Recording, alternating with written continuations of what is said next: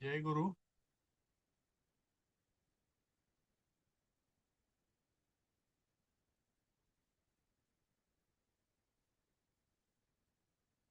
आपण 10व्या पाठामधला अर्धा भाग संपवलेला आहे. सुभाषिते या नावाखाली असलेले गीतेचे श्लोक संपवले आणि आता आपण लोकोक्ती बघणार या पाठामधल्या. मागच्या परीक्षेमध्ये असं आढळलं मला की सुभाषितांपेक्षा सर्वांनी लोकोक्तीवरती भरभरून लिहिलेलं आहे. कदाचित लोकोक्तीचं आकलन आणि मांडणी सोपी असावी आणि त्यामुळे ते सहज आणि कित्येक वेळेला असं आहे की सुभाषितापेक्षा जास्त माहिती लोकोक्तीमध्ये लिहिली गेलेली आहे. मग सुभाषितामध्ये एका सुभाषिताला 4 मार्क आहे, इथे एका लोकोक्तीला 1च मार्क आहे. तरी पण इथे 4-4, 5-5 ओळी लोकांनी लिहिले. म्हणजे सोपं जातंय कदाचित हे. चांगली गोष्ट आहे ही. या लोकोक्ती ह्या वापरामध्ये असतात. आता आपण संस्कृत वापरत नाही जास्त, त्यामुळे जास्त वापरत नाही आहेत. पण मराठीमधल्या ज्या म्हणी आहेत किंवा त्या लोकोक्ती आहेत, वाक्प्रचार आहेत, ते भरपूर वापरात आहेत. आपल्या पिढीमध्ये म्हणजे ह्या पिढीमध्ये जास्त नाहीये, पण मागच्या पिढीमध्ये साधारण बोलणं हे म्हणींवरती आणि वाक्प्रचार आधारित असायचं. पदोपदी वाक्प्रचार आणि म्हणी असायच्या. प्रत्येक गोष्ट बोलताना किंवा सिच्युएशन एक्सप्लेन करताना कुठल्या ना कुठल्या म्हणीचा किंवा वाक्प्रचाराचा आधार घेतला जायचा. तर आपल्याला या ठिकाणी 20 वाक्प्रचार आहेत अभ्यासाकरता. सोपे आहेत सगळे ते आपण समजून घेऊत. पण सुरुवात करू राजेंद्र कोलेकर साहेबांपासून. पहिलं, न क्वापि सरलेन पदम निधीयते. हम्म, क्वापि नाही समजलं. को अपी. को अपी म्हणजे कुठेही. न कोपि सरलेन पदम निधीयते. निधी येते म्हणजे सीधी तो उंगली से घी नहीं पक्का. निकलता. नाही, हे तर त्याचा आहे झाला, काय म्हणतात त्याला, ओ, भावार्थ झाला. त्याचं अच्छा. काय म्हणणं आहे की सरलेन पदम, सरळ पाय, निधी येते म्हणजे स्थिर एका जागी राहत नाही. म्हणजे जो माणूस सरळ चालतो तो त्याचा पाय जो असतो तो स्थिर राहत नाही, असं एक त्यांचं म्हणीचा अर्थ आहे. म्हणजे जो सरळ स्वभावाचा, सरळ चालणारा, एक मार्गी नाकासमोर चालणारा व्यक्ती आहे, तो जीवनामध्ये यशस्वी होईल असं नाही. कारण बरेचदा गोष्टी सरळ पावलाने आपण केल्या, सरळ जर वागलो, सरळ चाललो, तर मार्ग आपला तो असेलच असं नाही. कुठेतरी मार्ग वळतो, कुठेतरी वेगळ्या दिशेला जातो. आणि आपला पाय जर सरळच पडत असेल तर मग तो मार्ग नाही सापडणार आपल्याला. यातलं जे मराठीमधली म्हण आहे ती वापरलेली इथे, तर हिंदी भाषांतर करून की सीधी उंगली से घी नाही निकलता. वेळ पडलं तर बोट वाकडं करून तूप काढावं लागतं, कारण तूप काढणं एवढं सोपं नसतं केव्हा. त्यामुळं कुठलीही गोष्ट सरळ मार्गाने मिळेलच असं काही नाही. सरळ स्वभावाने, साध्या स्वभावाने जगणारा माणूस जीवनामध्ये यशस्वी होईल असं काही नाही. इतक्या साधा सरळचा अर्थ आहे. त्याचं उदाहरण त्यांनी प्रयोग म्हणून हेच दिलंय, क्वचित कार्यसाधने कुटिलतायाः अत्यावश्यकता भवती. म्हणजे काही वेळेला कुटील साधनं आवश्यक बनतात. सरळपणा उपयोगाला येत नाही. थोडा धूर्तपणा माणसाच्या अंगी पाहिजे. ही आपली कार्य जे आहे ती सिद्धी होण्याकरता, कार्य पूर्ण होण्याकरता जर सरळ मार्गाने ते होत नसेल तर कुठल्या वेगळ्या मार्गाने करता येतं. जर आपण एकटे करू शकत नसू तर कुणाला बरोबर घेऊन करता येतं. किंवा चुकीच्या मार्गाला माणसाला आणि मार्गाला न जाता कोणता माणूस आणि कोणता मार्ग योग्य होईल, हा जो मॅन मॅनेजमेंटचा भाग असतो, त्यामध्ये जो यशस्वी होतो तो माणूस उपयोगाचा असतो. म्हणून हे जे आहे की सरळ पावलाचा माणूस उपयोगाचा नसतो, तो स्थिर राहत नाही, तो त्या मार्गाला जात नाही. सरळ स्वभावाचा माणूस यशस्वी होईल असं नाही, तर केव्हा केव्हा त्याला धूर्तपणा अंगी असणं आवश्यक असतं. भीमरूपी अरे, भीमरूपी आनंदराव, ओके, थँक्यू. भले कसं अजून काही हो. तुम्हाला सांगायचं त्याच्यामध्ये काही उदाहरण किंवा असं नाही. काही नाही ना? नाही नाही. थँक्यू. स्नेहलताई. न निश्चितार्था द्विरमन्ति धीराः। हम्म. धीर मनुष्य अपने निश्चय से विचलित नहीं होते. हम्म. धैर्यवान लोक ठरवलेले कार्य थांबत नाहीत. हम्म. आता हे जे आहे ना, न निश्चिता हे वाक्य न निश्चितार्थ द्विरमंती धीरः, हे वाक्य एका श्लोकाचा भाग आहे.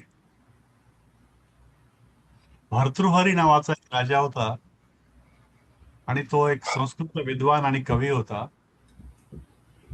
आणि 100 किंवा 100च्या आसपास थोडे जास्त असलेले श्लोकांचे काही पुस्तकं लिहिलेली आहेत. 3 पुस्तकं त्याची प्रसिद्ध आहेत.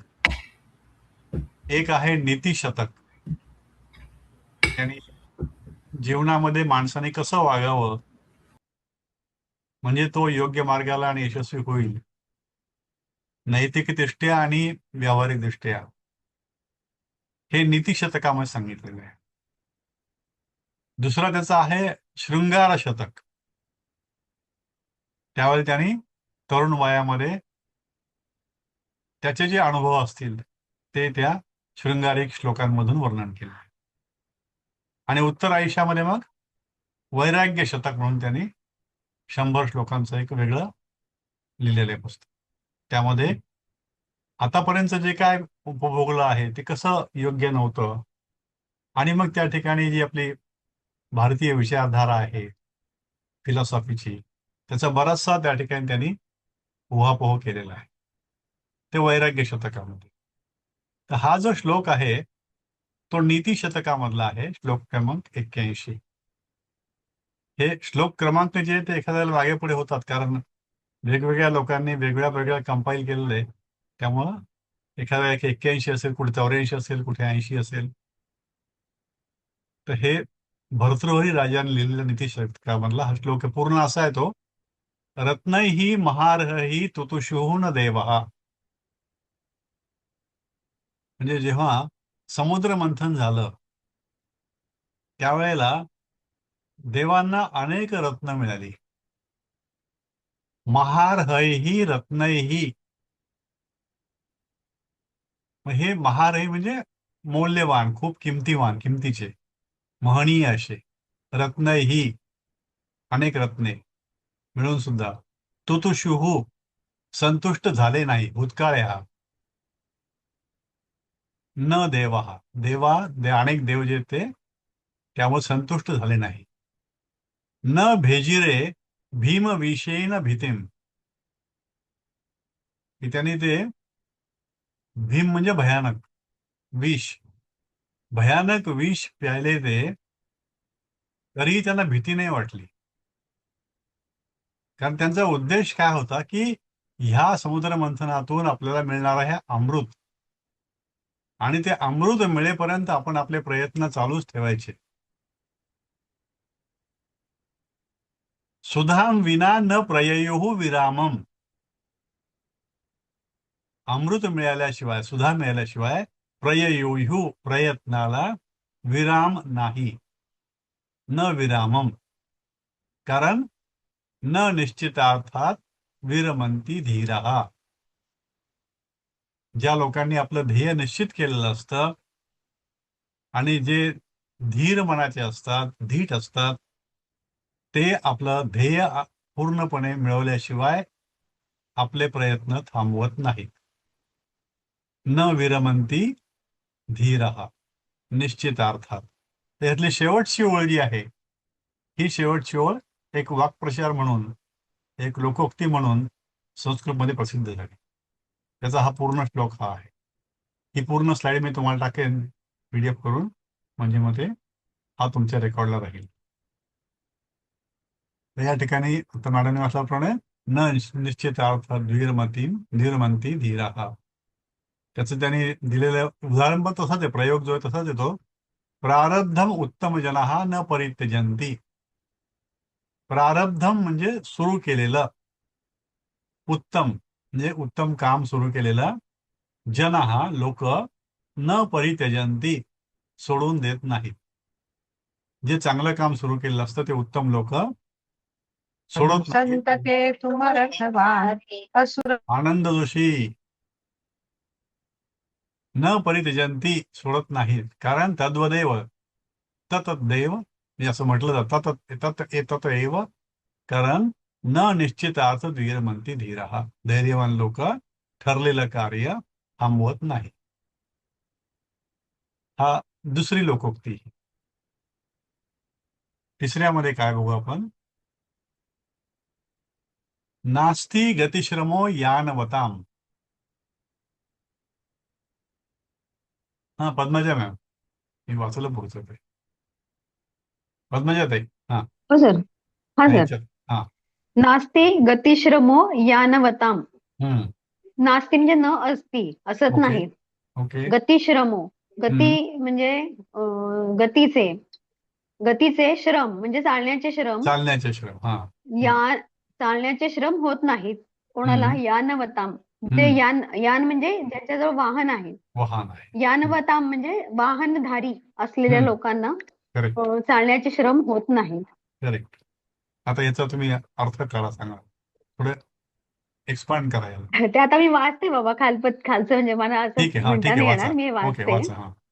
येषां जनानां समीपे धनं भवति ते तस्य यथा काङ्क्षितव्यं विदधति हम्म. यथा नास्ति गतिश्रमो यानवताम्. हम्म. म्हणजे ज्या लोकांजवळ पैसा असतो ते त्यांना हवे ते पैशाने घेतात. जसे की गाडीत बसलेल्यांना गतीचे म्हणजे प्रवासाचे श्रम होत नाहीत. राईट. म्हणजे ओके. पैसा असलेल्यांजवळ गाडी असू शकते आणि म्हणून त्यांना श्रम होत नाही. हो, हो. ओके. तर ह्याचा आपण जर थोडस आणखी विचार केला तर गतिश्रम म्हणजे चालण्याचे श्रम. चालण्याचे श्रम कुणाला असतात? पायी चालणाऱ्याला. बरोबर ज्याचं आयुष्य कष्टाचं आहे त्याला. बरोबर. माझ्याकडे कुठलंच वाहन नाही, मला चालण्याशिवाय पर्याय नाही, मी चालतो. हम्म. मला चालण्याच्या श्रमाचा थकवा आहे, त्याचा आनंदही आहे. पण ह्याचे जे श्रम आहेत मला, जेव्हा मी बघतो मी चालताना की तो माणूस सायकलवर चाललाय, माझ्यापेक्षा मागून येऊन वेगाने चालला गेला पुढे. पुढे गेला. नंतर ते नवीन वाहनं आली, त्यानंतर मग टू व्हीलरवाला गेला, मग कारवाला गेला, मग मोठ्या गाडीवाला गेला, मग एसटी वाला गेला. म्हणजे हे जे आहेत हे लोक माझ्यापेक्षा पुढे चालले गेले, त्यावेळेला मला हे श्रम अधिक जाणवतात. ज्यावेळेला मी चालतो त्यावेळेला माझे श्रम असतात, माझं एक गंतव्य असतं, तिथे मी जातो. जेव्हा काहीच नसतं त्यावेळेला मी जात असतो, त्यावेळेला मला ते वाटत पण नाही. जसं आम्ही बरोबर. कॉलेजला असताना आमच्या घरापासून निघायचो, कॉलेज जवळजवळ 3 तास 3-4 किलोमीटर लांब होतं, तेवढं चालायचो. नंतर जेव्हा काही मित्रांनी सायकल घेतल्या, मग सायकलवर डबल सीट गेलो, श्रम कमी झाले. हे असं जेव्हा ज्याच्याकडे यान आहे, ज्याकडे सहाय्यक काही आहे चालण्याकरता जाण्याकरता, त्यावेळेला ते श्रम त्याला जाणवत नाही. हे श्रम जाणवतात कुणाला? चालणाऱ्या माणसाला. हे चालणाऱ्या माणसाला 2 प्रकारे बरोबर. जाणवतात. एक तर स्वतः चालताना, पण जेव्हा आम्ही स्वतः चालायचो, जेव्हा दुसरा काही पर्याय नव्हता, एसटी बस असायची फक्त, आणि एसटी बस सुद्धा तेव्हा आमच्या मार्गाला असेल याची गॅरंटी आणि आमच्या वेळेला असायची गॅरंटी नसायची. त्यावेळेला आम्हाला चालण्याशिवाय पर्याय नसायचा. त्यावेळेला ते श्रम आम्हाला आवश्यक असायचे. त्यावेळेला आवश्यक श्रमाचं काही वाटायचं पण नाही, म्हणजे ते ॲब्सोल्यूट श्रम झाले. आणि जेव्हा आम्हाला ते रिलेटिव्ह श्रम झाले, की एक सायकलवाला मुलगा आला आणि तो पुढे गेला आमच्या निघून, त्यावेळेला जास्त दुःख झालं, अरे आपण पायीच चालतोय, आपल्याकडे सायकल पण नाहीये. मग हे जे असतं ते श्रम त्या गाडीवरल्या माणसाला जाणवत नाही. किंवा जो कायमपणे बरोबर. गाडीतच असतो, ज्याला चालणं काय ते माहित नाही, जो कधी माहित चाललाच नाही. नाही, जो कारवाला त्याने सायकल चालवलीच नाही, जो कारवाला आहे त्याने कधी टू व्हीलर चालवलीच नाही, त्याला काय माहिती की चालण्याचं, सायकलवरचं आणि टू व्हीलरवरचं दुःख काय असतं ते. मग त्या ठिकाणी पायी चालणारा माणूस जेव्हा सायकल घेतो तेव्हा पायी चालणाऱ्या माणसाला शिव्या देतो, नीट चालता येत नाही का तुला. किंवा कारमध्ये बसलेला माणूस सायकलवाला ओरडतो, "अरे नीट चालव की मध्ये मध्ये काय येतो असं." म्हणजे जेव्हा तो त्या मोठ्या गाडीत बसतो तेव्हा लहान गाडीवाल्याला तो तुच्छ लेखतो. अशा वेगवेगळ्या प्रकारच्या ज्या भावना येतात त्याच्यामध्ये. तर ते श्रम जे आहे ते श्रम रिलेटिव्ह आहे, ऍब्सोल्यूट आहे, आणि त्या संदर्भात बदलणाऱ्या भावना ज्या आहेत त्या पण वेगवेगळ्या होतात. म्हणजे पैसा आहे, बरोबर. पैशाने विकत घेता येतात, गाडीत बसलेला आहे, त्याचे श्रम नाही, आनंदात बसलाय, आणि कोणीतरी गाडी चालवतोय किंवा आपण आरामात चालवतोय हे पण आहे. पण त्याच वेळेला हम्म. रिलेटिव्हली दुसऱ्याचं दुःख वाढतंय याची जाणीव नसणं हे पण यामध्ये आहे. किंवा मी गाडी चालवतो आहे, मी पायी चाललो आहे, तो गाडीत गेला भरकन निघून, हे दुःख मला आहे, हे पण यामध्ये आहे. मग ते श्रम वाढवतं. असा एक अर्थ आपल्याला त्याला करता येतो. Thank you ma'am. Sunanda Giri ma'am, असं. काय झालं? नाच हा हा ना. चौथा वाचू ना. हा, येस. नास्त्यर्थिनो गौरवम. हा. नास्त्यर्थिनो गौरव, याचकों को कभी बड़प्पन नहीं मिलता. हम्म, हम्म. याचकाला कधी मोठेपणा मिळत नाही. ओके. सर ते नास्त्यर्थिनो हा, म्हणजे न अस्ति अर्थिनो. न अस्ति अर्थिनो. अर्थ म्हणजे पैसा. न हा, अस्ति ज्यांना अर्थिनो. हा,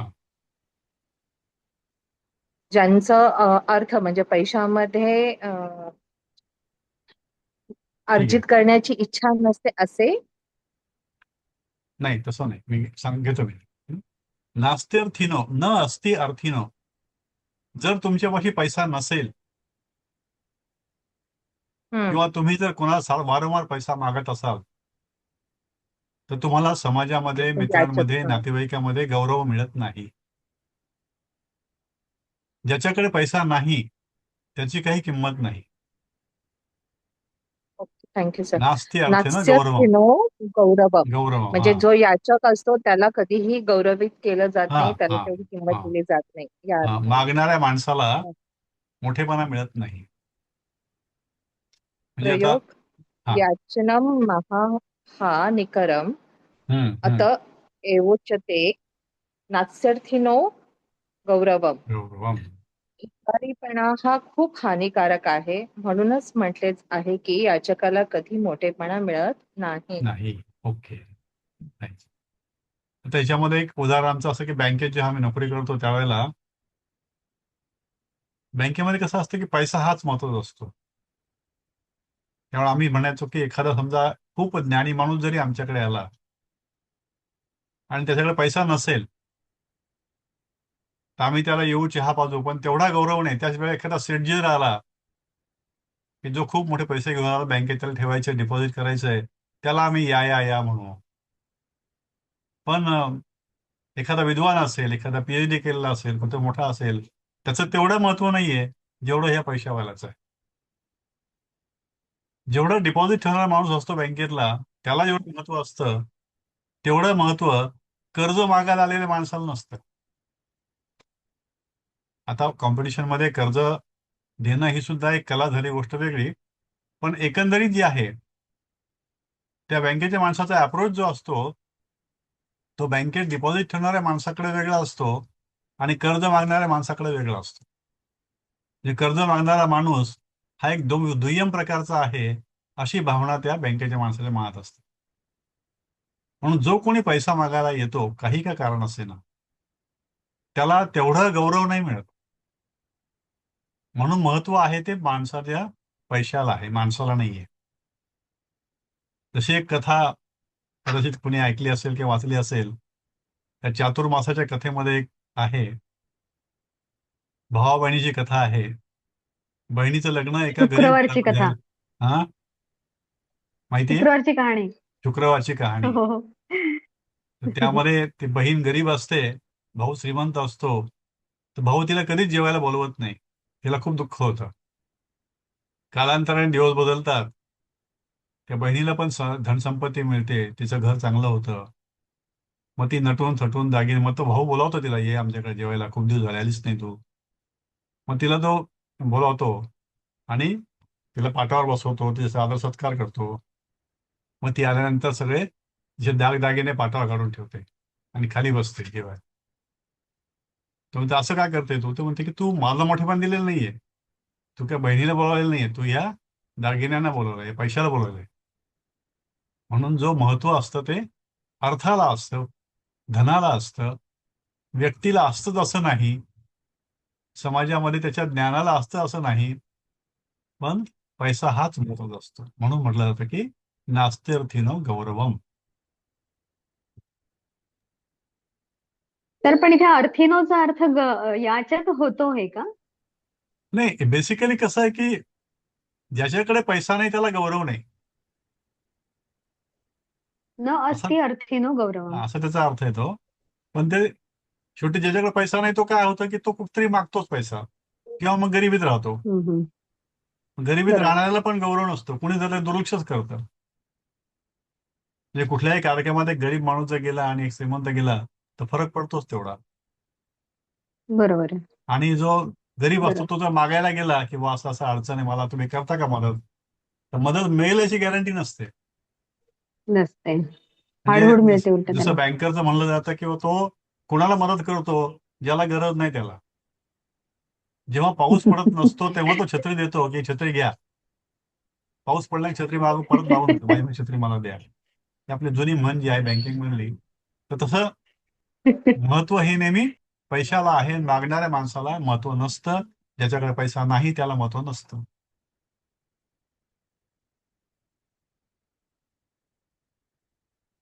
पुढची म्हण आता. आनंद जोशी आहेत का? गेले गेले वाटतं. माधुरी कुलकर्णी मॅम. हॅलो. आनंद जोशी आहेत का? हॅलो. हा, हो. वाचता का? वाचिव. एक मिनिट थांब. तुमच्या वतीने वाचू का मी? आज पाचवं का? हा. निंब फलानी काकैर काकैर भुज्यन्ते. भृंजन्ते. भुज्यन्ते. निंब फलानी काकैर भृंजन्ते. हा. नीम के कड़ुए फल कव्वे ही खाया करते हैं, कडुलिंबाची फळे कावळेच खातात. ओके. आता हे साधा असा अर्थ घेतला तर दिलेला इथे तोच अर्थ आहे. कडुलिंबाची फळं जी असतात, लिंबोळ्या म्हणतो आपण त्याला, त्याला कावळे खातात. एवढा साधा अर्थ याचा आहे. यातून असं दिसतं आपल्याला की कुठल्याही माणसाची खाद्य संस्कृती जी असते त्याच्यावरून तो माणूस ओळखला जातो. त्याच्यावरून त्या माणसाचा स्वभाव, त्याचं वागणं, त्याची वृत्ती सर्व बनते. जो चांगलं खातो, सात्विक खातो, त्याचा स्वभाव पण सात्विक असतो. जो मांसाहारी खातो, जास्त खातो, असं असेल, मी मला नाव ठेवत नाही, पण असेल तर तो त्याचा स्वभाव वेगळा असतो. आणि जे अगदीच तामसी असतात ते असे या ठिकाणी कडुलिंबाची फळं सुद्धा खातात, जे कुणी खात नाही. कुठलाही पक्षी कडुलिंबाची फळं खात नाही, पण कावळा खातो. आणि कावळा हा तेवढा चांगला मानला जात नाही आपल्याकडे. तो फक्त श्राद्धापश्चातच त्याला बोलावलं जातं, किंवा मग 10व्या 13व्या दिवशीच बोलावलं जातं. म्हणजे कावळा हा एक विशिष्ट वेळ सोडली तर इतर वेळेला हा काही आदरातिथ्य करावा असा पक्षी नाहीये. एखाद्या चिमणी, साळुंकी किंवा कबूतर याचं जेवढं स्वागत होतं तेवढं कावळ्याचं होत नाही. कारण तो खातो पण असंच काहीतरी घाणेरडं, खराब झालेलं. अर्थात तेही खाणं कोणतरी आवश्यक असतं, नाहीतर समाजामधली स्वच्छता कशी होणार. पण एकंदरीत वृत्ती आपली अशी असते की असं खाणाऱ्याला आपण चांगलं म्हणत नाही. म्हणजे याची खाद्य संस्कृती अशा प्रकारची आहे की ते घाण खातात. आपण म्हणतो नाही नाही, ते घाणेरडे लोक आहेत, स्वच्छता नाहीये, घाण खातात ते. म्हणून तिथे म्हटलं जातं की कडुलिंबाची फळं जी ती कावळेच खातात. आणि त्याचा प्रयोग त्यांनी केलाय, मलिन चरित्र शालीन हा असुंदराणी कटुफलानी भक्षयंती आता एव उच्यते.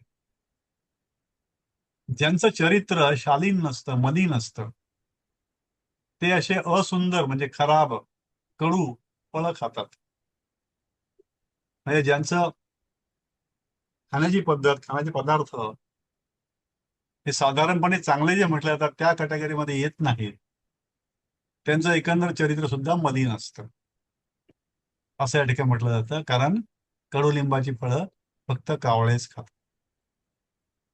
अर्थात हे त्यावेळेला केलेली ती म्हण आहे, आज लागू पडेल असं नाही. कारण कडुलिंबाचं सुद्धा औषधी महत्व आहे. आणि त्याच्या लिंबोळ्या, त्याचं प्रत्येक गोष्ट, त्याचं तेल, आज ही पानं, प्रत्येक गोष्ट ही मानवी शरीराला आणि मनाला आवश्यक आहे. तर त्यावेळेची ती म्हण आहे, त्यावेळेचा ते वाक्प्रचार आहे, त्याचा हा अर्थ आहे. भविष्यात आपण असं लिहावं. पण सर ते चरित्राचा काय संबंध ते नाही कळलं. म्हणजे कसं की खाद्य संस्कृतीवर माणसा स्वभाव म्हणजे चरित्र. जो जसा अच्छा. खातो तसा तो बनतो. हा हा. म्हणजे वरण पोळी भात खाणारा माणूस वेगळा, तो स्वभाव वेगळा. म्हणजे असं ते लहानपणी आम्हाला ओ. चिडवायचे, भातावर तुंप घेऊन खातात तुम्ही म्हणून. तर ते तसा जो प्रकार आहे, मग ते नॉनव्हेज खाणारा मुद्दाम आमच्याकडे समोर करायचे, घ्या खाता का तुम्ही, आहे का हिंमत खायची.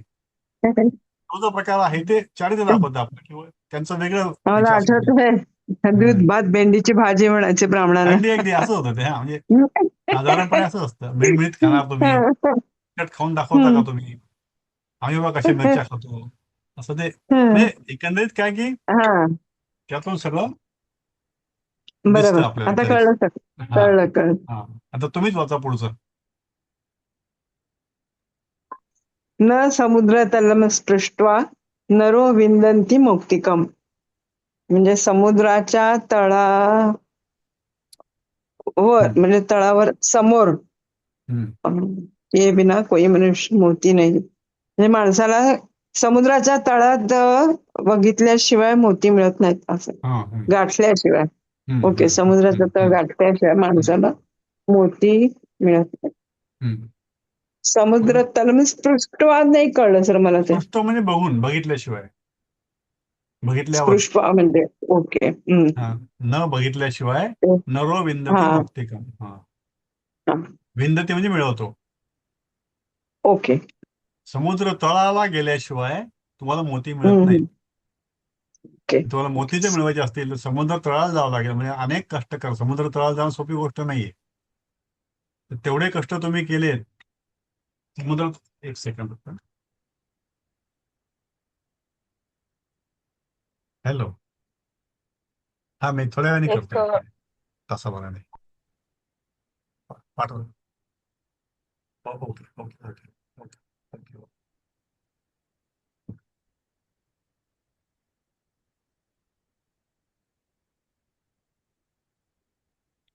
हेच आहे की तुम्हाला मोती जर पाहिजे असेल समुद्रामधला, तर तो काही तुम्हाला वरती मिळणार नाही. वरती तुम्हाला फक्त शिंपले मिळतील. आणि मोती मिळवण्याकरता तुम्हाला समुद्र तळामध्ये आतमध्ये जावं लागेल, तेव्हाच तुम्हाला मोती मिळतील, असं यांचं म्हणणं आहे. म्हणजे एक हा विचारायचं होतं याच्यात. हो. याच्यात संधी कशी, समुद्र तलाव अस्पृष्ट आहे की स्पृष्टवाच आहे, मग पूर्ण कसं झालं म्हणून आपलं विचारते. बरोबर आहे तुमचं. न समुद्र तलम अस्पृष्ट म्हणजे समुद्र तळ बघितल्याशिवाय. तर नेमकं ते तलम आणि अस्पृष्ट ही गोष्ट खरी आहे. Okay okay. एक सेकंड ना, मी तुम्हाला त्याचा अर्थ काढून देतो.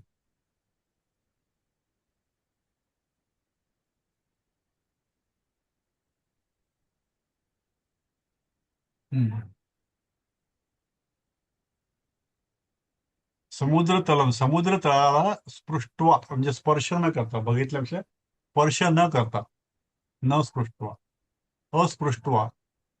समुद्र तलम, समुद्राच्या तळाला अस्पृष्ट्वा स्पर्श न करता नरह विंदती प्राप्त करतो मौक्तिकम मोती.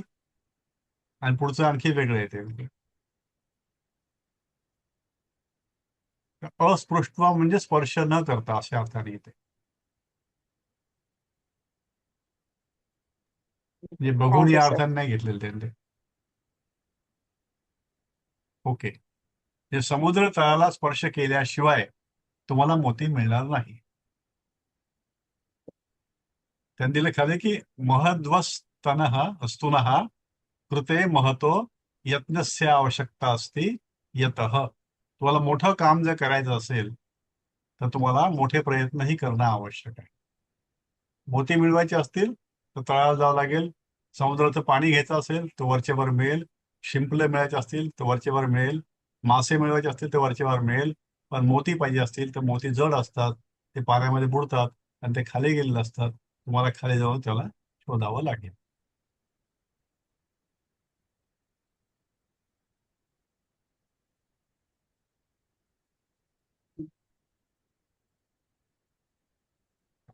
जयमाला मॅम, तुम्ही हो. सातवं. न न चागतं सुखम त्यजेत. हम्म.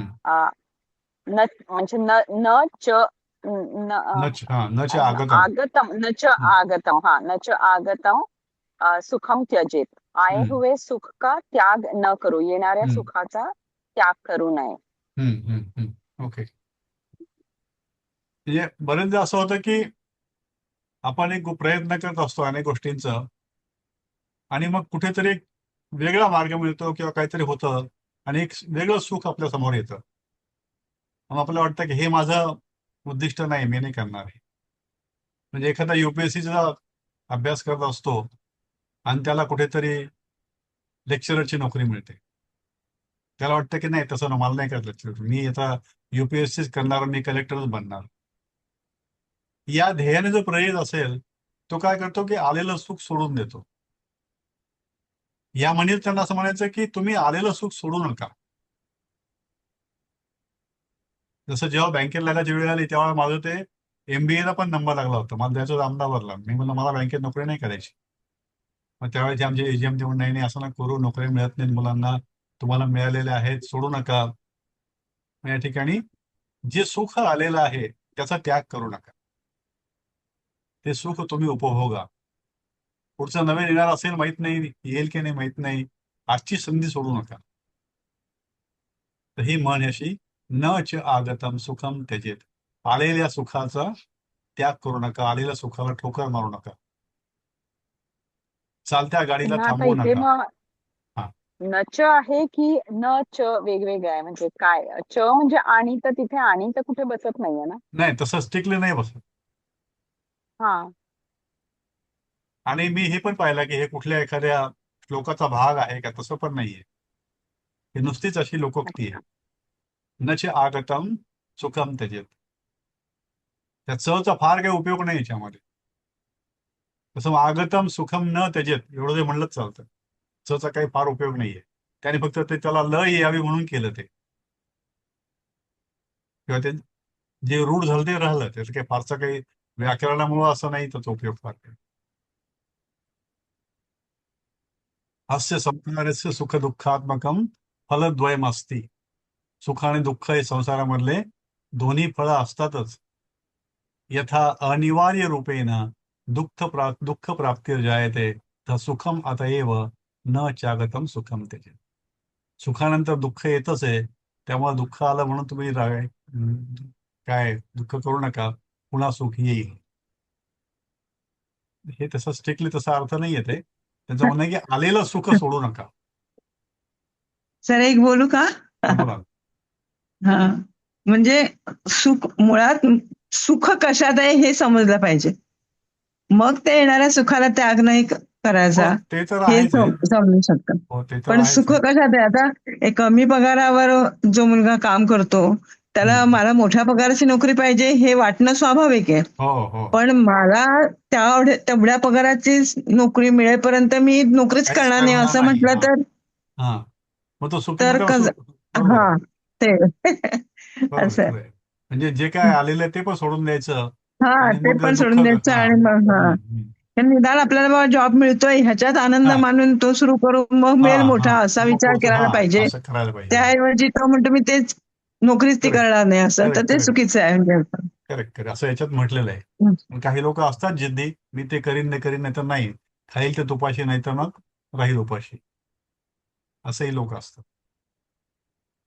ओके, आठव्याला कोण आहे आता?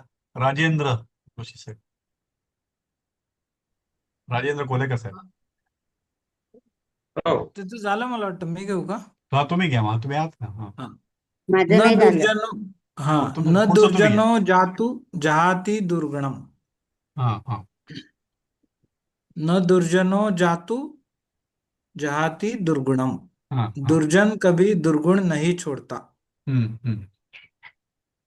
ओके, आता याच्यामध्ये त्याला मराठीमध्ये म्हणतो स्वभावाला काही औषध नसतं, कशाला प्रकार आहे हा? काही लोकांना सवय असतेच ती. न दुर्जनो, दुर्जनाचा दुर्जन हा जातू जहाती, कधीही सोडत नाही, दुर्गुणम. त्यांच्यात इतकं ठासून भरलेलं असतं. काही काही लोकांना सवय असतेच ते की बोलताना नेहमी ते तिरकस बोलणार किंवा कुणास तरी वाईटच चिंतिणार किंवा कुणी काही बोलत्यामध्ये वाईटच शोधणार. छिद्रांविषयी स्वभाव जो असतो प्रत्येक कुणास तरी, त्यांना कुठं चांगलं दिसतच नाही. जे काय बघणार ते वाईटच बघणार. आणि कुणी किती कुत्र्याचं शेपूट वाकडं असं आपण म्हणतो कुत्रा तसं. शेपूट वाकडं ते वाकडंच. कायमचं वाकडं ते वाकडं. हो ते हो नळीत घातलं तरी सरळ होत नाही. नाही तेवढं होत. पुरतं वाटतं, हो पण हो पुन्हा काढली नळी की पुन्हा वाकडं तसंच बनतं. होतं. त्या हो अर्थाने ते घेतलं. हो हा. हो त्यांचा तो मूळ गुण तोच आहे, जात म्हणूनच नाही. त्यांना दुर्जन म्हणतात. करेक्ट. तसं हे सध्या सिरियल सगळ्या सिरियल्स मराठी बघणाऱ्यांच्या घरांमध्ये हेच चालतंय असं वाटतं सर. कारण अवघड आहे ते. कुठे एक फॅमिली अशी दाखवत नाही नाहीत की नाही सगळं फार छान चाललंय. पण एकमेकांच्या विरुद्ध करते कारस्थान आणि ह्या सगळ्या गोष्टी, त्याला ते त्यामुळे सिरियलचं एकटी कपूर जिंदा त्याला जबाबदार आहे. एकता कपूर तिनं सुरुवात केली त्याला. ओके मॅम, तुम्ही कोण एक मॅडम राहिल्या तर आता? मी राहिले. मी हा किती राहिले सर? आता एक मी कोणते राहिले. हा या पण 9. राहिले सर. हो, मी एक म्हणू जण का? घेतलं की पुढचं राहायला वेळ तर पुढे बघू आता. हा 9. गुणैर्हीनाः बहु जल्पन्ति. म्हणजे गुण नसलेली खूप बडबड करतात. गुण पण त्याच्या अंगी काही गुण नसतात, काही क्वालिटी नसतात, तो माणूस खूप बडबड करतो. ज्याच्या अंगात गुण असतात किंवा ज्याच्या अंगात बुद्धिमत्ता असते, तो माणूस जपून बोलतो, कमी बोलतो, गरज असेल तरच बोलतो. जो विनाकारण बडबड करतो त्यावेळेला असं म्हणतात की हा विनाकारण काय बडबड करतोय, याच्या बोलण्यात काय अर्थ तर नाहीच आहे. गुणविहीन, त्याच्या बोलण्यामध्ये काही क्वालिटी नाही असा व्यक्ती, आणि असाच जास्त बडबडतो. ज्याला ज्ञान अर्धवट असतं, अपुरं असतं, कमी असतं, तो माणूसच जास्त बोलतो आणि तो माणूस मग टाळला जातो. या ठिकाणी दिलं की भो भो विरम व्यर्थ प्रलापात. हा माणूस काय व्यर्थ बोलतोय, थांबवा त्याला. अन्यथा न ते कश्चिदपि श्रोष्यति, नाहीतर मग ते असं म्हणतील यतः गुणैर्विहीनः बहु जल्पन्ति. याच्या बोलण्याला काही अर्थ नाही, त्याला थांबवा, नाही तर लोक त्याला नावं ठेवतील. म्हणजे मागे आपल्याला एक म्हण गेलेली आहे की जे भांड्यामध्ये पाणी असतं, कमी असतं, त्याचा आवाज जास्त आहे. ते जास्त भांड पाणी त्यातला आवाज करतं. ओके, आता शेवटचं कोण राहिलं होतं ते वाचेल पुन्हा शेवटचं? मी वाचू का? हो वाचा, रत्नाबाई मॅडम.